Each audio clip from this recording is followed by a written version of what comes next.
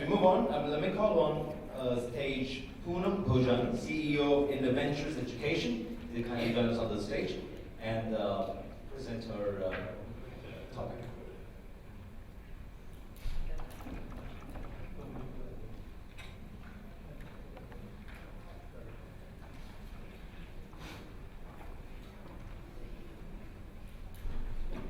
Good afternoon, everybody. I'm Poonam Bhojani, as has been introduced. Poonam Bhojani, CEO of Innoventures Education. Before I get into speaking, just want to give you a brief introduction of what is Innoventures Education. We have 4 schools, Dubai International Academy, Raffles World Academy, Raffles International School, and the Collegiate American School. And we have 9 nurseries. Branded primarily under the Raffles brand name, and we have the Burj Khalifa nursery in the tallest tower in the world. So that's our set of schools. We offer diverse curricula. We have IB, we have the American Common Core curriculum, IGCSE, Cambridge curriculum, Montessori early years. And about close to 8,000 students and 1,100 staff. And that makes us a significant group in Dubai. Of course, we've heard about GEMS, that is very, very large, but we are, other than that, we are one of the larger groups in Dubai. I wouldn't say the second largest or third largest because it's a very dynamic market over here, but that's where we are. And the point of this is that it is connected to what we are speaking over here, the topic today, and which is, I've been given a very long sentence or paragraph which describes the topic, so I'm not going to read that out to you.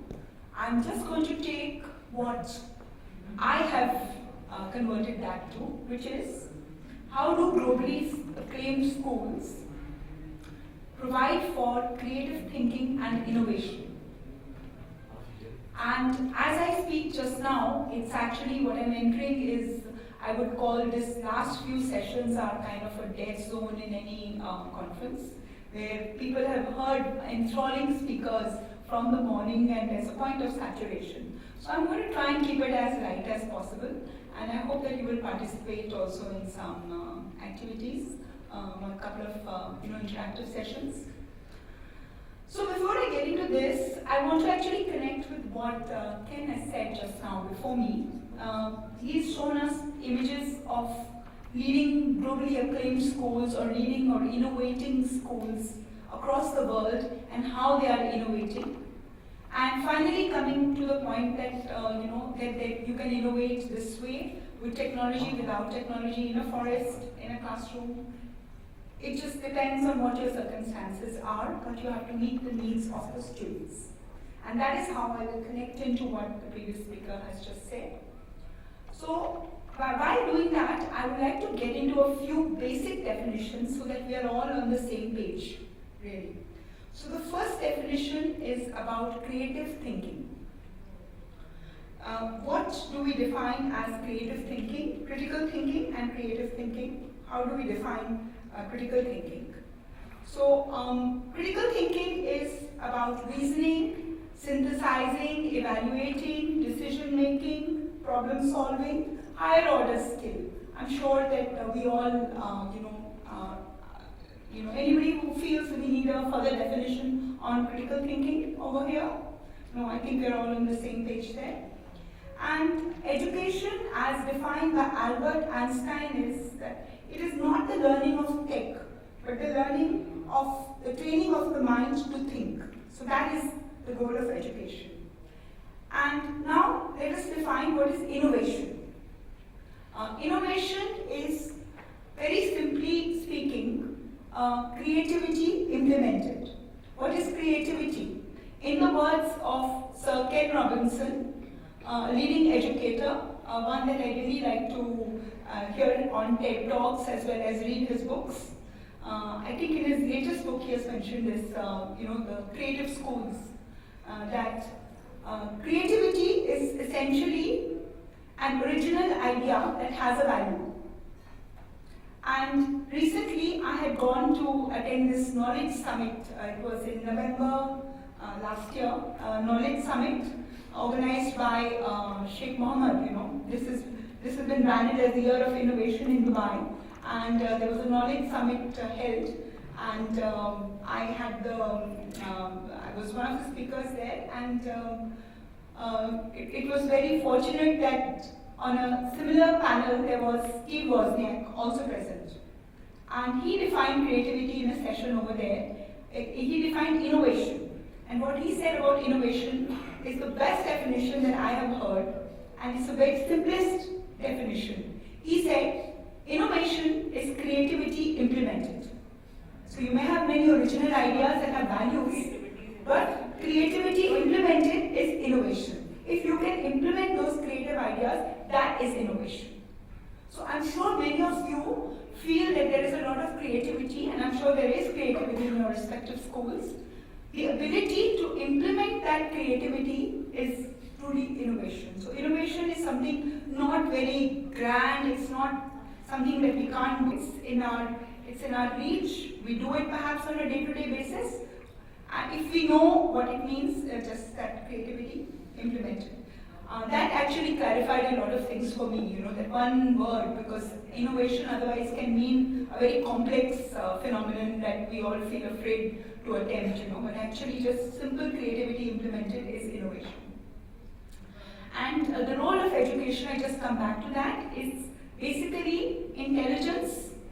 It's building students, citizens for a better world through building their skills related to intelligence and character building. We cannot omit that, character building and values, and I think can also allude to that.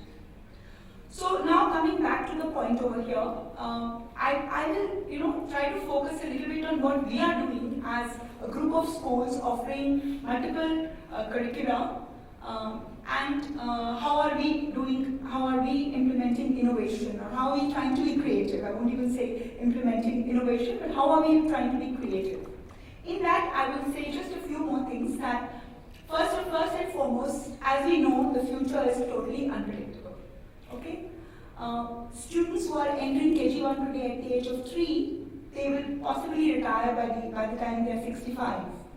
And that means 62 years from now. That means in the year 2078, if I got my maths right, the world is going to be a very different place in 2078. If I take 62 years ago, 1954, I think majority of the people here were not even born. Okay, the world was a very different place then. And while Charles Babbage might have invented the first computer, certainly we could not imagine the world of internet, or the way computers would be used, or the way technology would be used as it is being used today. And for one thing, and really, so the world is changing a lot. In fact, if you look back in the year 1954, I mean, nobody had even thought about going to the moon. And today we are talking about going to the Mars. So, 62 years from now, who knows, we may be having a session like this on Mars or something, So the point here is that our education has to cater to students today for a world that we cannot even define tomorrow. That is the first point. The second point is, I'm sure we all agree that our children have extraordinary talents. Their talent pool is immense, it's deep, their ability to learn is almost infinite. When they enter school, they are creative and they are totally immersed in their learning process, and they learn through very creative ways, basically fulfilling their innate curiosity. And as they grow older through the school, what are we schools doing? I feel sometimes that when children enter school, we are teaching children, but as they grow older through the years, we start teaching subjects as opposed to teaching children. So we need to nurture their creativity from the time they enter school to the time they graduate from schools. And creativity is as important as, the third point I want to say is that creativity is as important as literacy and numeracy and science, creativity is just as important because, as I said, children have, and we all know that through Howard Gardner's study on multiple intelligences, children have many different talents. There are many different types of intelligences, and we need to cater, education today needs to cater to all these multiple intelligence patterns that students have, and that means that the development of arts, dance. How many schools teach dance as part of their curriculum? How many schools, have art, which is, equally important as science and literacy and maths in the school? So at this point, could I just ask you to just speak to your partner, to the person sitting next to you. Do you have any hierarchy of subjects in your school? And do you believe that one subject is better than, more important than the other? Could you just take like 30 seconds to just cover that point, please? Or 1 minute to cover that point? With the person sitting next to you.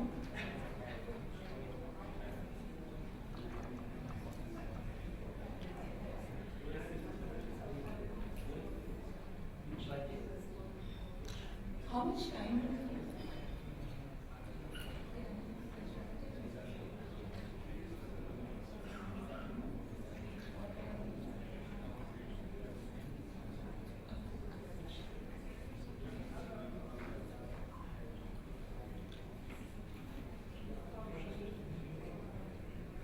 Okay, so is there anybody who believes here that there is no hierarchy of subjects in their school or in their educational environment? No? So you all believe that there is a hierarchy of subjects. And perhaps maths, English, maths, literacy, numeracy, and science are the leading subjects. But really, is the society only consisting of engineers and doctors and mathematicians? No. There is a growing space for the sportsmen of the world, and there is a growing space for the artists and for those in the fine arts. And if there was a homogeneous society, the world would be very different from where we are. That is not, we have multiple intelligences, and we do need to nurture the creative arts as much. So that was a model of the Industrial Revolution. I think that has already been spoken by previous speakers, where there was basically a Fordist model of education, where there was mass education, lack of differentiation, and one-shoe-fits-all model. That's not the model of creative schools that are providing education that is globally acclaimed. And therefore, it is important to say that, creativity, and coming back to the point that creativity, critical thinking and innovation must be nurtured. So how can we nurture that? Again, I refer to the book by Sir Ken Robinson, Creative Schools. So what he says here is that the Fordist model of mass education is failing to prepare young minds for the dramatic demands of the digital age. Students need to learn how to learn and need to learn the process of loving. They need to love the process of learning. And Dr. Ken Robinson goes on to providing there are 5 C's that need to be encouraged in any school for providing creative thinking, critical thinking, and innovation. And those 5 C's are creativity, curiosity, collaboration, and communication. And to that, I have added my 2 C's. One is culture. We live in an international world, and we need to know our culture, and we need to respect our cultures. And the other is character. I mean, education that does not have values is pointless. Education must strengthen the character of all students. Apart from developing all skills, the learning of values and character is very important. So now I'll just come very quickly to how are we doing this? At our schools, how are we doing this? First and foremost, we emphasize on the role of the teacher.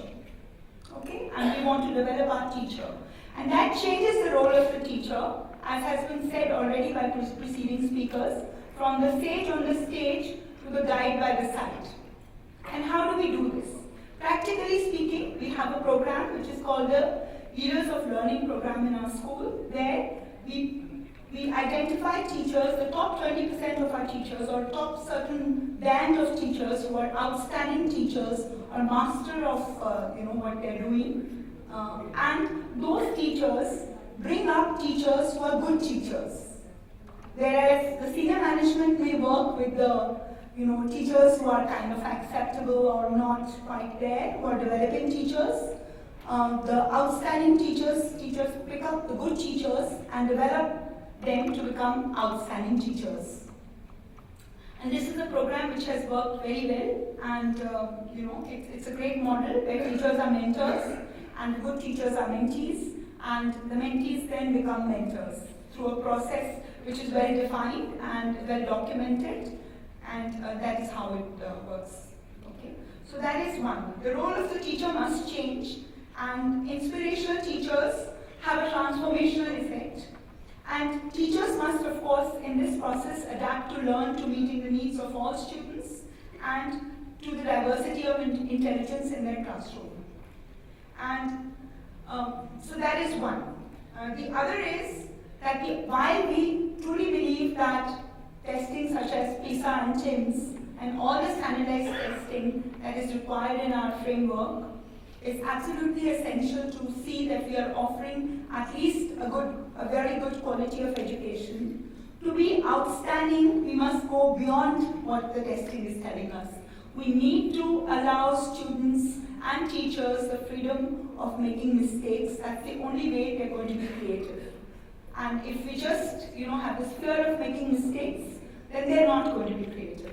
So we do encourage a lot for our teachers to become be risk takers and stretch the boundaries of what they are doing. And it doesn't matter if they make a mistake. That's the only way they're going to develop their practice.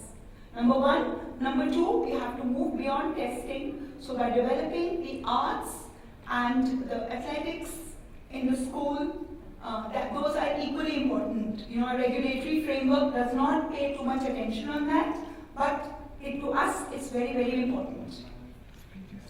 And I'm glad to see that there's a lot of focus on the STEAM, because now even the arts are being taken into consideration. So then, the other point is that digital technology offers a lot.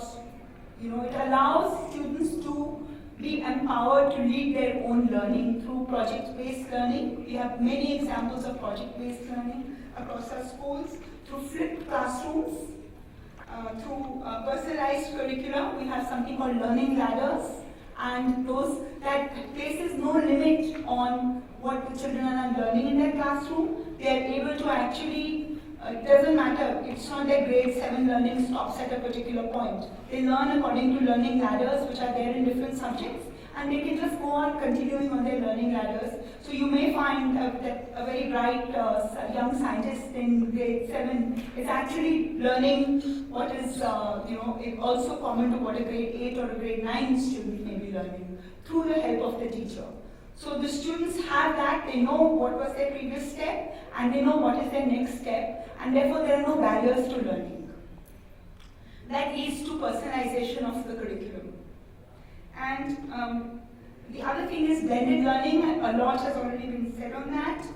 Another area is gaming. We try to use gaming and apps in learning. Again, we allow our students to suggest what really they would like to, how they would like to learn through gaming and apps. Some examples of innovation that I would like to share with you. One is the space exploration using Lego Mindstorms. We have a very robust group of robotics students. They study robotics from a very young age, and they've been using Lego Mindstorms in this. And I was actually delighted to see that some of them had even made their own drones, and these drones were flying around when we had our annual exhibition, and they do this on a day-to-day basis. And the other thing which I found really very effective is the usage of virtual labs. So an example I would like to give you is DNA replication can actually be done in the lab prior to doing it in the physical lab. And that just this sort of a multimedia approach to learning just makes the learning process even more real for them. That first they've done it in the virtual lab, then they do it in the real lab, then they discuss it in a group, then they talk to the teacher, and so the teacher is guiding all this along, but the technology offers many different ways of being able to learn, and so children with multiple intelligences can learn in a variety of ways this way. Another example is 3D printing. Now, many of you must be using that in your schools. But 3D printing, there was a science exhibition in our year 5, which is grade 4. And they were using 3D printing to print the heart. Some student was printing what I perceived to be the heart. So I went and said, so you're learning about the heart, is it? So the student looks at me and says, yes, I'm learning about the cardiovascular system. And that was like one of those wow moments you have in a day. That was one of my wow moments that day, just last week. And 3D printing had just made that whole process of learning so real for the students. They had, of course, also had the opportunity to dissect real hearts and all, but this was just yet another dimension to their learning. And of course, we've talked about the BYOD, which makes the student, more empowered to have their own devices and use those in the process of learning. This is again, this was in year 3. I found a student. They were having self-learning time, and normally we don't allow phones to be used during the classroom. But I saw this student sitting outside with the teaching assistant and learning, and he was using his phone. And I just looked, I thought, what is this? Phones being allowed in the class hours. Then I saw what the student was doing. He had actually dictated his spelling list to himself on the phone and was playing that back to practice his spelling. So that's also innovation. So essentially, student-led learning is really the point of innovation. Another example I would like to give you is Model United Nations, which is very successfully done in one of our schools, which is the Dubai International Academy Model United Nations. We have, I think it's the largest Model United Nations of the Gulf region, where there are over 1,000 students taking part. It's in March every year, and it's completely student-led. Completely student-led. It's teacher-supported, but student-led. To absolutely 360 degrees student-led. And that has been rated as, in fact, the IB has acclaimed it to be one of the best practices of how students can lead their own learning, and it's a study, they published a study on it as well. So these are some examples.